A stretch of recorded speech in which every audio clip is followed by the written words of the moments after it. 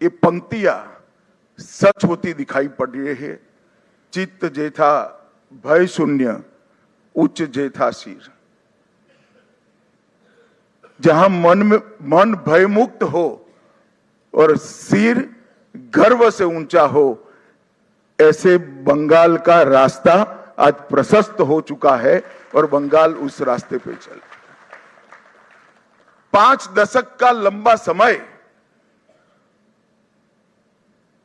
लोकतंत्र की दृष्टि से, कानून और व्यवस्था की दृष्टि से, बंगाल के अर्थतंत्र के ह्रास की दृष्टि से और बंगाल के विकास में शून्य गति, नेगेटिव गति देने की दृष्टि से बंगाल के लिए एक दुस्वप्न जैसा हुआ है। और हम सबका दायित्व है कि मोदी जी ने जो वादा दिया है बंगाल की जनता को, इसको पूरा करने के लिए हम हमारा सर्वश्रेष्ठ बंगाल की जनता को अर्पित करें, समर्पित करें। बंगाल की संस्कृति और बंगाल की परंपरा को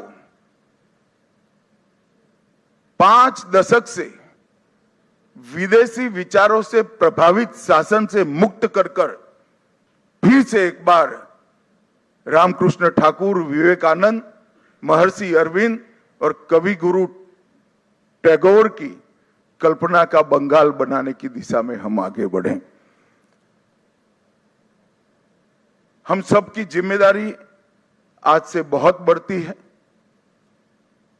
विनम्रता के साथ, जिम्मेदारी के एहसास के साथ किया हुआ परिश्रम ही ये मैंडेट का एक प्रकार से जनता को आभार के रूप में जवाब दे सकता है। मित्रों, आज बंगाल का विजय अनेक दृष्टिकोण से बहुत महत्वपूर्ण है।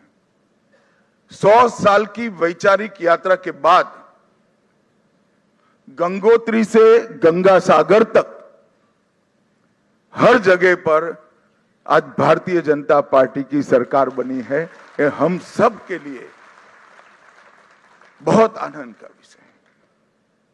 1950 से जिस विचार की यात्रा को लेकर हम निकले और जिसके नेतृत्व में निकले, श्यामा प्रसाद मुखर्जी के नेतृत्व, उनकी ही जन्मभूमि में 1950 के बाद आज 2026 में श्यामा प्रसाद जी की ही पार्टी की सरकार बन रही है। ये भी बहुत महत्वपूर्ण है। जब 370 हटी तब देश भर के कार्यकर्ताओं के मन में खुशी की लहर दौड़ी थी, मगर मुझे कई वरिष्ठ कार्यकर्ताओं ने कहा था कि अभी भी कुछ कसक बाकी है। मैंने आश्चर्य से पूछा था, भला क्या बचा अब? तब उन्होंने कहा था, बंगाल में भाजपा का झंडा फहराना बाकी है। और आज मैं मानता हूं श्यामा प्रसाद जी जहां पर भी होंगे, मुक्त मन से नरेंद्र मोदी जी के नेतृत्व को वो आशीर्वाद देते होंगे, क्योंकि नेतृत्व ने भारतीय जनता पार्टी को गंगा सागर तक पहुंचाया, गंगोत्री से लेकर 2014 से जो यात्रा निकली, ये अभूतपूर्व यात्रा है मित्रों। अपने पुरुषार्थ से, अपने कौशल से, अपनी प्रामाणिकता से जनमत को कैसे संजोया जा सकता है और जनमत को कैसे विस्तृत किया जा सकता है, इसका दुनिया भर के लोकतंत्र में सबसे उत्कृष्ट उदाहरण है तो 2014 से 2026 की भारतीय जनता पार्टी की यात्रा। सिर्फ विचार नहीं फैला, संगठन भी विस्तृत हुआ। सिर्फ संगठन विस्तृत नहीं हुआ, विचारधारा भी मजबूत हुई।